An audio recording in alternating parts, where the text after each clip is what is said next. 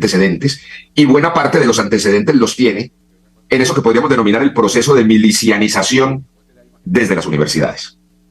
Y claro que eso ha tenido, y lo conocemos desde hace muchos años, prácticamente gente profesional que durante años se inscribe en las universidades para hacer eso y solo eso. ¿Por qué? Lo primero es comprender por qué. Porque uno de los fenómenos de la milicianización, y eso me parece que es clave que lo comprenda la ciudadanía, es cuando un grupo se organiza y se arma de alguna manera, ejerce la violencia y termina desplazando al resto de la comunidad en el ejercicio de sus derechos. Pongo un ejemplo.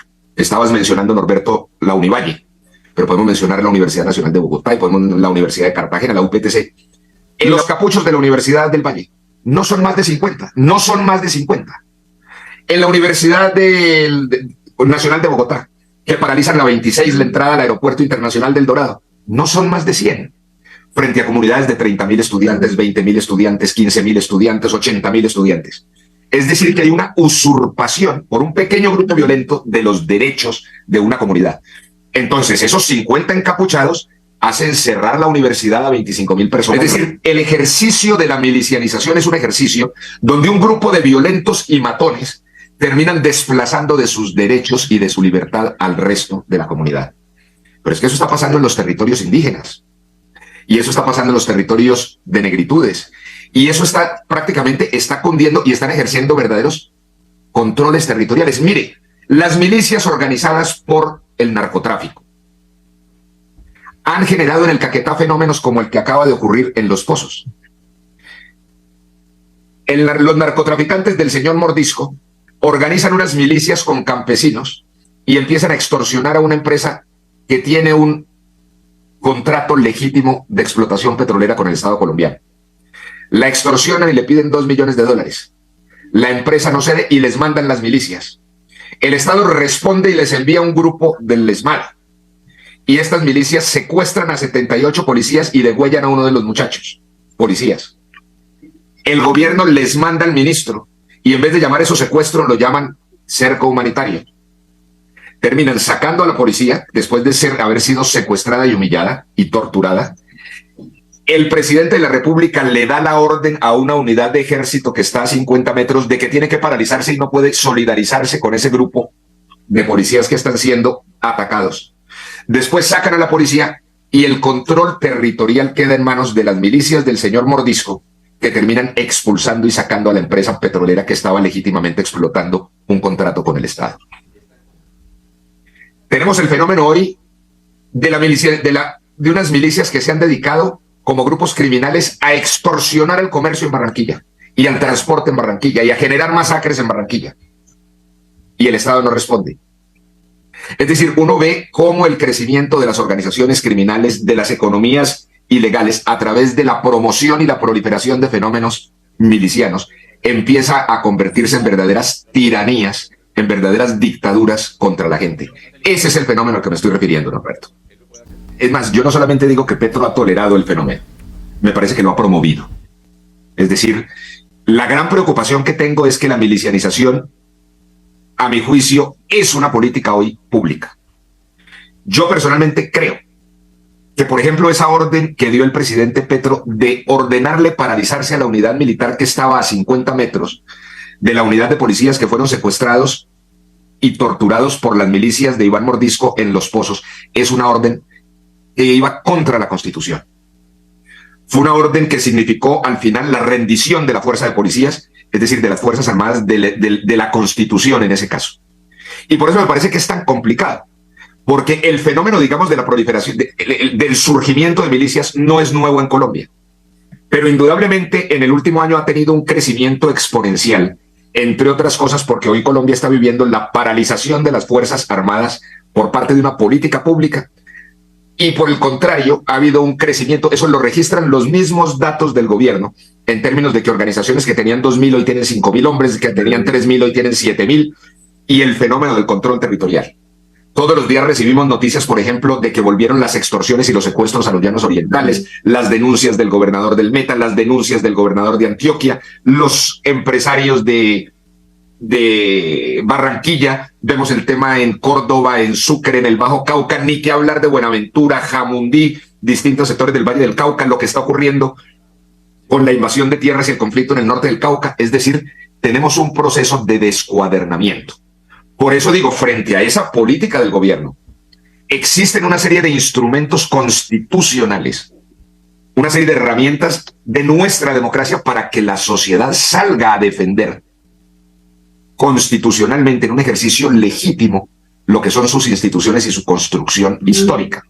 Porque en esto, digamos, hay otro punto esencial en la comprensión del fenómeno, que como lo decía usted en su pregunta, sí, hay una preocupación de fondo que es la democracia. Es cuando estos fenómenos de violencia, cuando los fenómenos de violencia se aproximan, ocurren en una sociedad. Y más aún cuando esos fenómenos muchas veces son inconstitucionalmente defendidos o protegidos o prohijados desde el poder.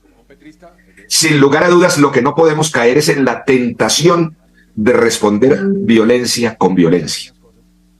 Por eso es que estamos insistiendo tanto, metámonos por el camino de un ejercicio profundamente ciudadano, pacífico, valiente, que es el referendo, a través de ejercicios constitucionales legítimos, entre otras cosas porque si sectores de la sociedad caen, como han caído históricamente, en la tentación de responder a la violencia con violencia, nos vamos a meter en unos ejercicios de violencia impensables.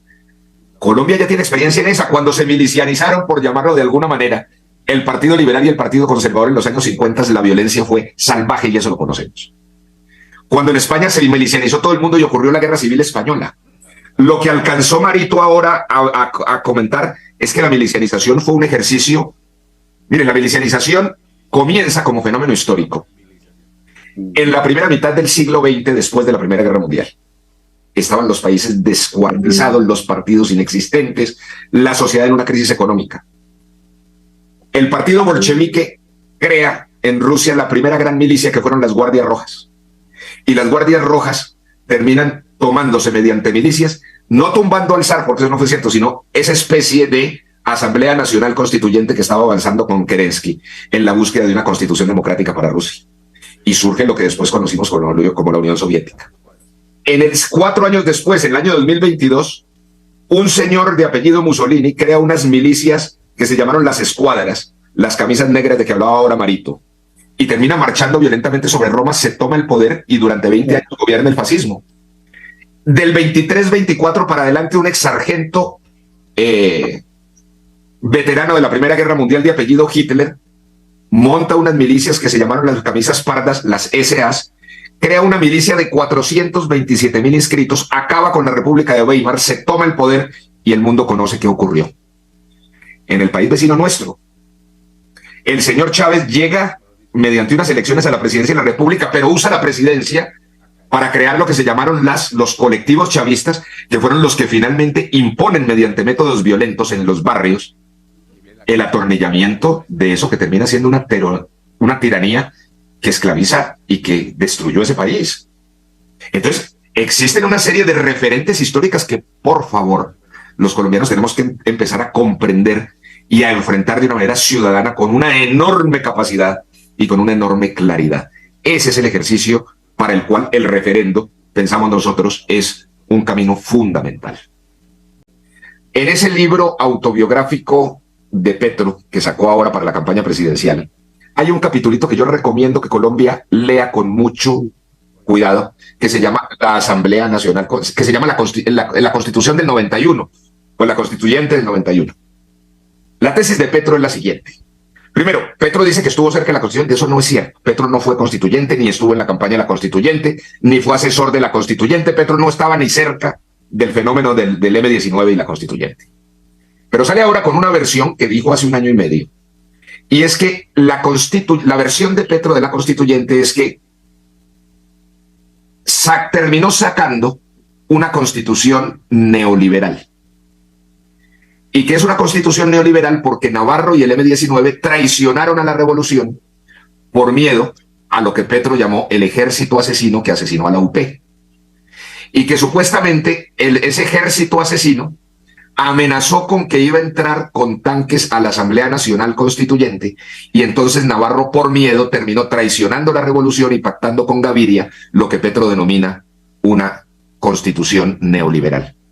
Y termina diciendo en ese capítulo, dice, los militares amenazaron con meter los tanques a la Constituyente. Y dice Petro que él hubiera preferido que entraran los tanques a la Constituyente para que el M-19 hubiera salido a convocar al pueblo a la calle a defender la revolución, que haber aceptado esa constitución neoliberal. Es decir, ahí queda clarísimo que para Petro la Constitución de Colombia es una constitución enemiga, que hay que destruirla. Cuando Petro dice neoliberal, para él es un sinónimo de mentar la madre. Y por eso la sociedad no encuentra su rumbo. Hugo. Rápidamente, una cosa es la historia que cuenta Hugo Ruano, otra la que cuenta Carlos Alonso Lución, porque él fue ideólogo del M-19. Pero creo que contradigo un poco a Carlos Alonso, es que este proceso ya empezó y el enroque al que nos quiere llevar Petro inició, digamos, en cierta forma con la creación de la JEP. Hoy, judicialmente, toda aquella persona que hable en contra del gobierno o que hable en contra de Petro empieza un proceso judicial. Tenemos a Zapatero que apenas dice algo, inmediatamente empieza la JEP a decir que mire, algo por ahí tiene el señor Zapatero. Mire que ya llevaron otra vez a la cárcel al señor Hernán Mejía. Simplemente porque dice la JEP que no ha aportado verdad. Y sabemos que los criminales de lesa humanidad que están en el Congreso no han aportado. La pregunta mía al académico, exguerrillero, no sé, digamos, pues no sé si representa una ofensa, porque pues aquí el presidente Uribe dijo que no le dijéramos exguerrillero al presidente. Hay que decirle al ciudadano. Pues no sé ahí cómo sea el tema de si es una ofensa o no para Carlos Alonso. Es que vimos esta semana que un avión de la Fuerza Aérea transportó indígenas bajo el supuesto de que iban a buscar a los niños que están perdidos en la selva. Y a mi juicio, no cabe duda que empieza ese enroque para empezar a legalizar movimientos indigenistas que sabemos que tienen una extensión política de la izquierda radical. Y no sé si Petro es una izquierda definida o indefinida, eso ya es un tema filosófico, pero creo que ya empezó este proceso y lo que van a hacer es que van a naturalizar todos estos movimientos sabiendo que tenemos la mejor fuerza pública en Colombia y en el mundo. Doctor Carlos. Hugo, pero una aclaración, la JEP no la creó Petro. La JEP nace con el proceso de paz de Santos. El proceso de paz de Santos. Pues precisamente, ahí empieza el enroque. Y recuerde usted que Petro no apoyó la campaña de Santos, Santos no apoyó la campaña de Petro, por eso habla el enroque. No, por eso le digo, tranquilo, que yo sé que a usted no le gusta, usted es un hombre que le pide... No, permítame, yo no interferí en su pregunta, no me la desubique, yo no prendo incienso a los discursos o sermones de Petro, yo hablo con una objetividad. No, tranquilo, yo voy a la persona que estoy preguntándole porque finalmente él conoce de base todo lo que implica Petro, que es una persona que sabemos que le gusta mentir, y él lo ha dicho. Yo vi el tema del traslado en aviones de la PAC de Guardia Indígena para aterrizar en las selvas de Guainía y de Caquetá, en fin, para buscar a los niños que la sociedad colombiana está orando todos los días porque esos niños puedan aparecer con vida. Lo que pasó fue que no entendí, en principio, por qué iban a trasladar a guardias indígenas del Cauca a la selva del Guaviare. Básicamente por dos razones. Uno, porque esas comunidades indígenas del Cauca, pues obviamente no conocen el Guaviare. Y segundo, porque esa cordillera central, que es donde están básicamente esas guardias indígenas del Cauca, no es una cordillera selvática. Es decir, tampoco es que sea una comunidad adiestrada en moverse en las complejidades de la selva. Mucho más útiles son las comunidades indígenas que pudieran cooperar con la búsqueda de los niños, las comunidades nativas de las selvas del Guaviare o del Guainía o en general del Putumayo. Exacto, el Putumayo, etc. Luego me pareció al final que se trataba mucho más de hacer una operación psicológica, de hacer un ritual para igualar a las guardias con las fuerzas armadas institucionales. Segundo, me parecía que hay una cosa que absurda, y es si los que efectivamente tienen la función constitucional y tienen la capacidad técnica para buscar al máximo a los niños en la selva y los iban a encontrar son las fuerzas armadas, ¿por qué no podían permitírselo hacerlo? Y segundo, reivindicar en la eventualidad de que eso ocurra esa victoria social y humana a las fuerzas armadas constitucionales. Pero además hay un tercer elemento que me pareció más absurdo, y es que le metieron magia al asunto. Es decir, le metieron magia al asunto, y es que trasladaron a unas comunidades dizque para pedirle permiso a la selva y hacer un ritual mágico, esotérico. Carajo, es decir, eso desde la modernidad, mejor dicho, volvimos a la etapa más, a la cacería, el tema de las brujas de Salem. Es decir, estamos en la Pachamama. Imagínense usted, yo no me imagino dentro de 2 meses el Estado Mayor de las Fuerzas Militares con plumas en la cabeza diseñando la política de seguridad nacional. Eso es una cosa premoderna, arcaica, loca, atrasada, brujeta. Me pareció desquiciado. Estamos hablando con Carlos. Pero lo que acaba de plantear Carlos Alonso Lucio con el referéndum es una posición nueva frente a la visión de Colombia. Con ese planteamiento, Carlos Alonso Lucio nos propone una salida para evitar la guerra civil y para que por esa vía de la toma de conciencia ciudadana desbaratemos la polarización. ¿Estoy en lo cierto o en lo falso, doctor Lucio? Por favor, no sabe cuánto te agradezco esa pregunta. Cuánto te agradezco esa pregunta, porque es la pregunta que le da en el centro de la reflexión. Mire, los colombianos frente al desafío de la milicianización tenemos tres posibilidades. Una posibilidad, rendirnos, aceptar la tiranía, agachar la cabeza, irnos del país a vivir la tragedia de millones de venezolanos que hemos visto recorrer las carreteras y las calles. Eso no está, a mi juicio, en la genética del colombiano. El colombiano no está hecho ni para dejarse morir de hambre, ni para morirse de miedo. Es decir, vamos a recoger esa experiencia que ha padecido el pueblo venezolano, que está padeciendo el pueblo nicaragüense, por ejemplo, para empezar a responder distinto. Una segunda posibilidad, que es en la que insisto hasta el cansancio: no podemos caer en la tentación de responder a la violencia con violencia. Colombia tiene que superar los ciclos de sus violencias y de sus guerras. Y la forma de hacerlo es respondiendo de la tercera manera. Vamos a aprender a derrotar la violencia y las tiranías con ejercicios ciudadanos, con ejercicios cívicos, con ejercicios no violentos. Es decir, vamos a reivindicar nuestra Constitución usando nuestra Constitución, acudiendo a nuestros derechos, defendiendo nuestras garantías. En términos de la teoría política universal, nosotros, a través del referendo, lo que estamos convocando es hacer un movimiento cívico de resistencia constitucional. Me parece que es bueno que vamos reflexionando todos. Un movimiento cívico de resistencia constitucional. Estos son ejercicios de que habla el pensamiento político para que las sociedades defiendan pacífica, creativa y sin violencia constitucionalmente sus derechos y sus conquistas históricas. Entonces, cuando haces esa pregunta, sí, señor, es exactamente para evitar un conflicto mayor y para que podamos, a través de derrotar la milicianización de una manera cívica y ciudadana, poder a nuestra vez superar la cadena cíclica de historias de violencia de la historia colombiana. Ese es exactamente. ¿Me permite llamar? Mario, bien pueda. Muchas gracias, Carlos Alonso. Pues obviamente tenemos que tener puntos de diferencia y tengo una muy profunda contigo.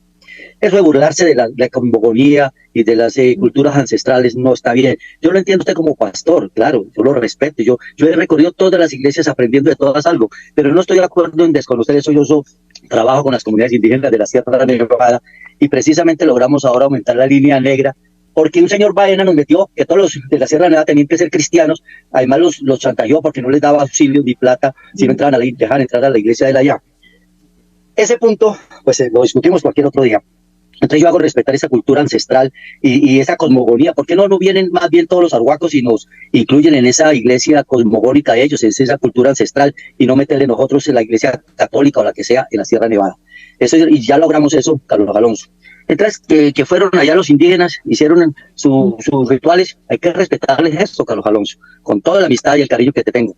Entonces, y el otro punto de Hugo, pues él es visceral y es joven y yo lo entiendo, pero ese que utilizaron los aviones para llevar allá las comunidades indígenas a buscar a los niños fue un voluntario, eso no fue armado, se han recibido, se llevaron unos de Leticia, los que le han ofrecido ir a buscar a los niños. Yo me ofrecí también a ir, ¿qué podíamos hacer? Entonces, volver eso una cuestión política, no estoy de acuerdo. Los niños hay que buscarlos con quien sea, como sea. Hoy yo creo que lanza la Cancillería. Escuchamos bien. Mario, entiendo perfectamente tu observación, pero no la comparto.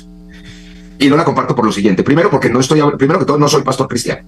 Nunca he sido pastor, soy un cristiano, eso sí lo soy, mas nunca he tenido un liderazgo, un ejercicio de responsabilidad religiosa. Segundo, porque yo soy una de las personas que más reivindican un principio de la Constitución del 91, que es el principio de libertad religiosa. Y de hecho, Vivian Morales, mi mujer, fue la autora de la ley de libertad religiosa. Luego, señalarnos, digamos, un poco de irrespetar las otras culturas y las otras religiones no corresponde con la realidad. Lo que sí no estoy de acuerdo es que se le introduzcan a las Fuerzas Armadas Constitucionales del país una serie de lecturas y de rituales propias de esas comunidades indígenas y ancestrales, porque una cosa es el ejercicio de su esfera de la libertad religiosa y otra cosa es que vamos a meter ese tipo de rituales dentro de la estrategia de la seguridad nacional del país. Me parece que eso no sería conveniente para la misma seguridad nacional del país.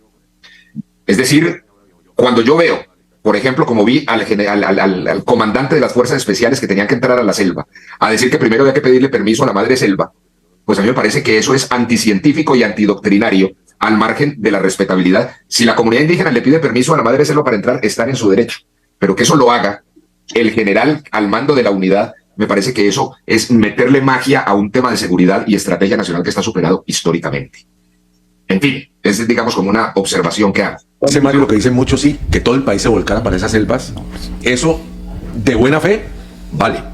Ya si nos vamos a lo pragmático, a lo real, de ninguna manera. Si yo soy de Cali y me llevan sin conocer a Bogotá a rescatar a un bogotano, pues me pierdo en la capital. Seguro. Y será al contrario, si alguien de Bogotá me viene a rescatar a Cali y no conoce Cali, se pierde. Entonces esto tiene que tener una organización. Yo conozco, entre otras cosas, el tema miliciano porque bien lo podrá recordar John Maro. Pues es que yo creé las primeras milicias del M-19 en Cali en el año 85. Nosotros tuvimos 3.000 milicianos en Cali. El primer campamento lo monté yo en Petecuy en marzo del año 85. ¿Cómo no vas a saber de milicias si es que yo hice las primeras de la última etapa? Pero es que cuando creamos esas milicias nosotros estábamos en guerra con el Estado. Y por eso yo sé que es que uno hace milicias es para hacer la guerra. Pero nosotros hicimos la paz en el 91 y nos comprometimos a proteger la Constitución. Por eso los que sabemos de milicias decimos eso no se puede hacer porque las milicias son para hacer guerra. No son para hacer paz, no son para construir democracia. O sea que... Yo creo que ilustra de una manera muy clara el señor Lucio todo lo que ha pasado en la historia del país. Yo seguramente soy un joven de acumular. Yo entiendo a nuestro colega analista Mario, que es un hombre extraordinario, pero como dijo Nicolás Gómez Dávila, apreciado Mario, los años no nos despluman de ilusiones sino de tonterías, y las cosas hay que decirlas como son y lo que corresponde. Sin duda una participación del Estado que ha acabado un movimiento político como la UP y viceversa. La guerrilla, que en su concepción antes de la Constitución del 91 pensaba que vía armas se tomaban el poder, y esperábamos, y yo no soy igualmente petrista, no voté por él, pero que la concepción, pues no sé, de una izquierda indefinida que pertenece a Petro, no propuso un pacto de cambio y progreso de la economía, sino que en la narrativa, y cierro con esto, ahora los más buscados en Colombia no son los guerrilleros, los terroristas, sino los empresarios. Y segundo, la narrativa, y ahora lo que dijo ayer, que le va a pedir a una corte, un tribunal internacional, que vaya y juzgue a los que de manera incauta este señor Mancuso y sin hechos fácticos está acusando. Puede haber probabilidad de que sí o no, pero yo creo que lo que está haciendo él es un pacto, un gobierno de venganza, y esperamos, todavía le queda tiempo, que se dedique a gobernar y saque adelante el país, doctor. Pues hombre, mire, yo creo que la preocupación, yo es que personalmente no guardo esperanza de que este gobierno rectifique. Y lo digo porque además lo dije desde la campaña, a mí me parece que Petro no es un demócrata. Y porque me parece además que no solamente tiene una serie de conductas que no corresponden solamente a los parámetros ideológicos, sino que me parece que hay una serie de conductas que van más allá, que tienen que ver con la psiquiatría. Es decir, creo que aquí hay unos resentimientos y unas ansias de imponer una irracionalidad a tal punto que eso se sale de los parámetros ideológicos. Cuando uno observa, por ejemplo, lo que están planteando sobre el tema de la política energética, de paralizar la explotación de petróleo, de gas, de carbón, las exploraciones, etcétera. Y todo el mundo, toda la racionalidad del país le dice, mire, eso hay que hacerlo gradualmente, eso no se puede hacer abruptamente, eso quebraría el país, y sencillamente se empeñan en hacerlo. Cuando se le dice, miren, no vayan a acabar con el sistema de salud, esa es una construcción muy importante, hay una cobertura del 95%, hay cosas que hay que ajustar, pero no vayan a acabar con eso, y se empeñan en seguir acabando con el tema. ¿No es cierto? Es decir, yo personalmente creo de la sociedad colombiana, y por eso propongo el referendo. Si nosotros no somos capaces de construir una gran fuerza cívica que defienda la democracia y que defienda los principios democráticos, mire, yo quisiera terminar, porque ya tengo que empezar otra reunión. Mire, si los colombianos creemos que con esos partidos que hay hoy en el Congreso, nosotros vamos a defender la democracia colombiana, nos equivocamos. Es decir, uno no puede oponerle a una fuerza miliciana a una fuerza manzanilla. La única forma de oponerle a una fuerza miliciana es una fuerza ciudadana, con un liderazgo y un sentido moral y cívico profundo. Para eso es el referendo. Creo que la crisis colombiana es mucho más profunda que Petro. De hecho, hay una cosa que no podemos olvidar y es que no tendríamos esta crisis si no hubiera habido una degradación muy grande de la calidad del liderazgo político en Colombia y de la calidad de la discusión pública en el país. Por eso tenemos que construir una fuerza cívica que contribuya con elevar el nivel social de la discusión política en el país, de la discusión ciudadana en el país, una gran pedagogía de lo constitucional, de lo que significa la historia, de lo que significan los derechos, de lo que es tener un régimen con garantías, del significado de la libertad. Tenemos que, mire, lo más urgente en Colombia es que todo esto contribuya a que los colombianos seamos conscientes de nuestra propia democracia, de nuestra propia libertad y de la necesidad de progresar económicamente en medio de ella. Creo que ese es el desafío más grande que tenemos que hacer. Y pues estamos en la tarea. Mi querido Carlos.